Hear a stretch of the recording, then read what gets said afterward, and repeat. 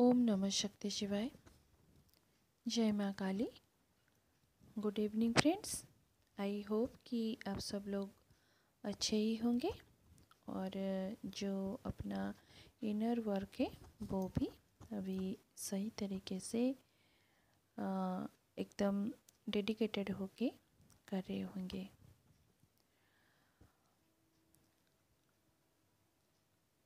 आज जो टॉपिक में लाई हूँ वो है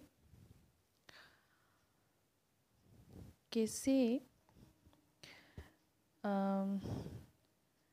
जो हमारे जो श्वास पे जो ब्रीथ कंट्रोल कैसे ये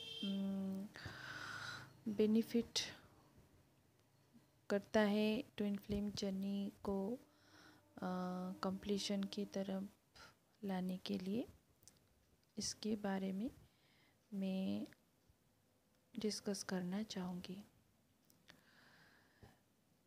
योगा के और प्राणायाम के थ्रू हम जो सीखते हैं कि हमारे ब्रीथ कंट्रोल कैसे करनी चाहिए, और इसमें सिखाया जाता है कि हमें अपने सांस पे ध्यान देना चाहिए।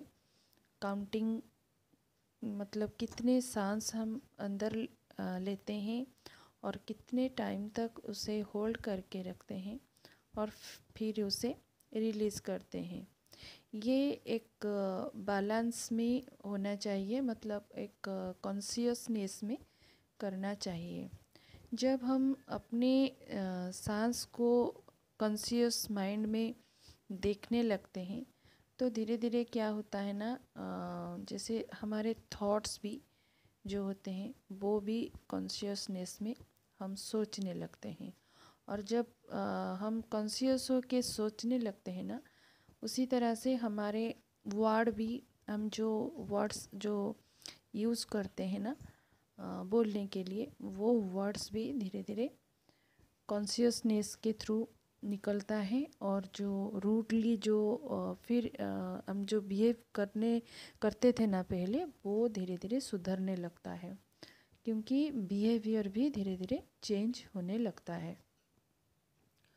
और ये सब जो हमारे अंदर जो फॉल्स ईगो होता है ना, खुद को लेकर, मतलब मैं ही बेस्ट हूँ हर सेक्टर में, ये कहीं ना कहीं जो अंदर छुपी हुई होती है ये थॉट, ये धीरे धीरे क्या होता है ना, फिल्टर होके हमारे गलतियाँ हमें ही दिखने लगती है। हाँ, हम कहाँ गलती कर रहे थे। और धीरे धीरे क्या होता है ना, फिर ये एक्चुअली ये माइंड हमारा जो दुश्मन हमें दिखाई देता है, एक्चुअली ये धीरे धीरे हमारा दोस्त भी बनने लगता है। धीरे धीरे काम हो जाता है ना, जो इनर चैटिंग जो चलती रहती है कॉन्टिन्यूसली, ये धीरे धीरे शांत होने लगता है और हमारे जो सफरिंग्स होती है लाइफ में, ये सारे बंद होने लगता है।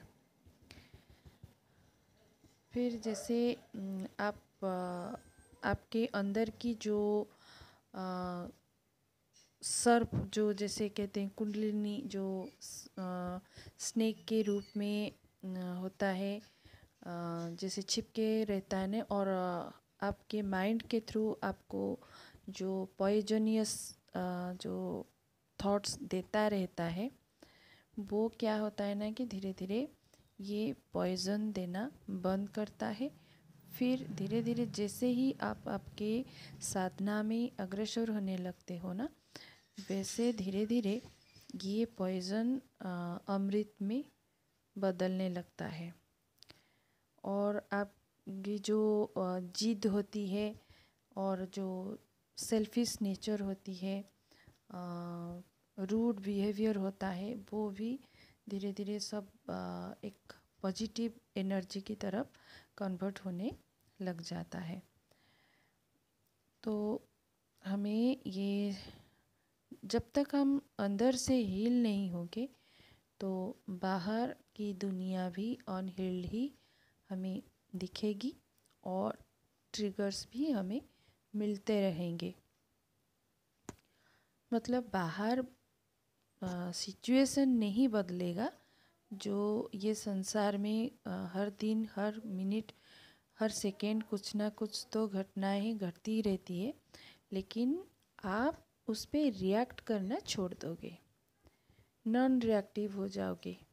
मतलब जो एनर्जी आपके लिए रेजोनेट नहीं करता है, उस एनर्जी को आप खुद से दूर ही रखोगे।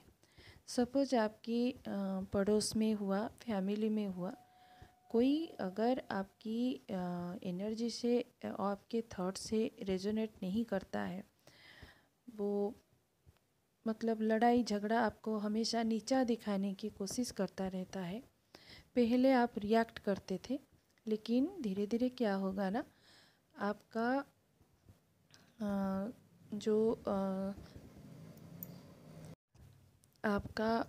जो थॉट जैसे जैसे कॉन्शियसनेस में आने लगता है, फिर आप दूसरों की जो आपकी तरफ जो एनर्जी वो थ्रो करते हैं, उस एनर्जी में आप खुद को नहीं रखते हो, आप खुद को दूर ही रखते हो, जो एनर्जी आपको फिर से डाउन की तरफ लेकर चले, क्योंकि आपको अब अच्छा नहीं लगेगा डाउन में रहना।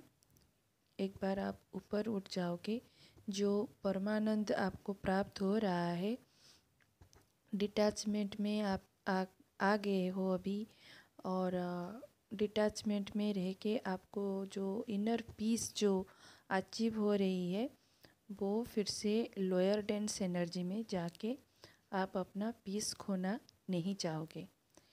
इसलिए डिवाइन भी आपकी बीच बीच में टेस्ट ज़रूर लेते हैं, लेकिन दोस्तों आपको ये सब समझ के इसे थोड़ा दूर रखना है। लेकिन इसका मतलब ये नहीं कि हर टाइम आपको चुप ही रहना है। जहाँ ज़रूरत है आप खुद के लिए अपना वॉइस रेज कर सकते हो, डिवाइन आपका सपोर्ट करते हैं, लेकिन ज़रा सोच समझ के अपनी वर्डिंग्स जो थ्रो कीजिएगा, ज़्यादा हार्श वर्ड्स यूज़ मत कीजिएगा, अभी वो आपके लिए ही हार्मफुल हो सकता है। और किसी भी सोल को कर्स मत कीजिए अभी, क्योंकि आप एक साधना की पथ पे है, एक सैक्रेड जर्नी पे आप चल रहे हो। तो इसके लिए आपको पहले एक माँ जैसे बनना पड़ेगा। माँ कैसे होती है ना, अपने सारे बच्चों को समानता के रूप में वो प्यार देती है।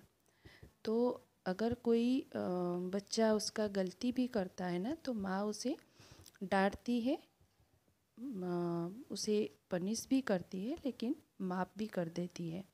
वैसे ही हम लोगों को करना है, एक माँ बनना है, क्योंकि हम फेमिनाइन एनर्जी से है, इसीलिए हमें एक माँ बनना है और सबको समानता के रूप में प्यार बांटना है। क्योंकि हम जो सोल है, हमारा सोल इन्फिनिटी प्यार ये कैरी करता है। ये प्यार ख़त्म नहीं होता कभी, ये प्यार हमारे अंदर अनंत है, अपार है, और यही प्यार की वाइब्रेशन हमें रेज करनी है।